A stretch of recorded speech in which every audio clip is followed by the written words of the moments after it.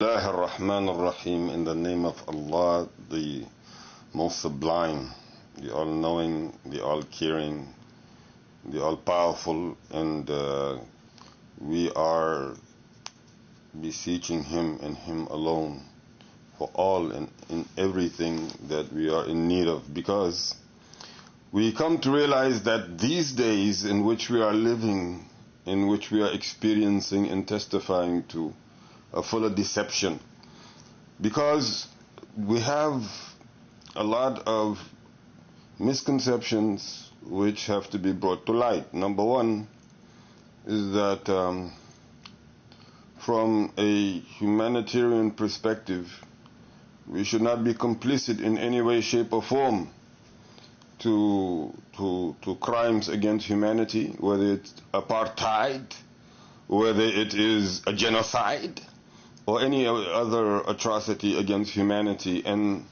unfortunately, when leaders are in charge, and I'm going to speak literally from the very basic all the way to the top and then back down. You know, unfortunately, as many have seen over the decades, I myself am speaking from a perspective of at least 2 generations. Here in America, our children, we give them everything. We tell them that they're entitled to everything. They mean the world to us. And they grow up believing that. This is happening practically in every household. Then as they believe and they consume that, they realize along the way that's not the case. You have something called a credit report, and you have something called a job, and you have something called taxes that you have to pay. So then they turn back on us, the parents, and then they start to bully us. It's a crime. This is where our own faith has somewhat been unclear to us, because our faith tells us the order of authority. Allah subhanahu wa ta'ala, the Creator, makes it abundantly clear and compulsory that the parents are entitled to respect the parents. And as a parent, I have to tell the reality of the situation is that, yes, as I was growing up, I didn't think that my parents knew what they were talking about, but now I'm for sure know that they knew what they were talking about. And unfortunately, as the children grow older and they believe in what they believe in and they adhere to what they adhere, they still assume leadership and responsibility, although they were lost from day one, although from day one it was an illusion. And then they go into these, places of worship, and they lead there, or even those who are already and we'll get to that, but the bottom line still remains. It is a part of the signs of the last day. Those who are not qualified and entitled to be are in positions which they are not qualified to be in. And it's a very strange and sad cycle, as in America, unfortunately, what our children and what ourselves fail to understand is we are a nation of diversity. We have every DNA right here in America, which we cannot find anywhere else in the world.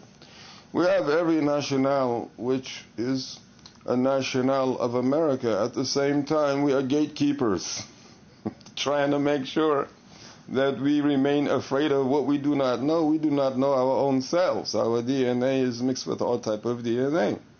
And then the greatest problem, minding and be mindful that, again, authority is in hands of those who are lost and oblivious to reality. That's the truth.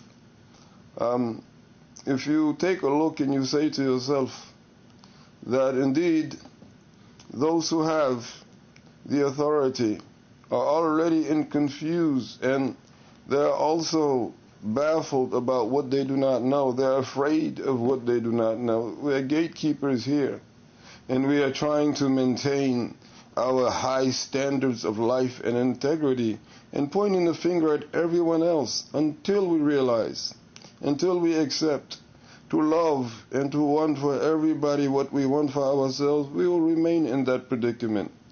And sadly to say, that the greatest problem that America has is understanding. America doesn't understand.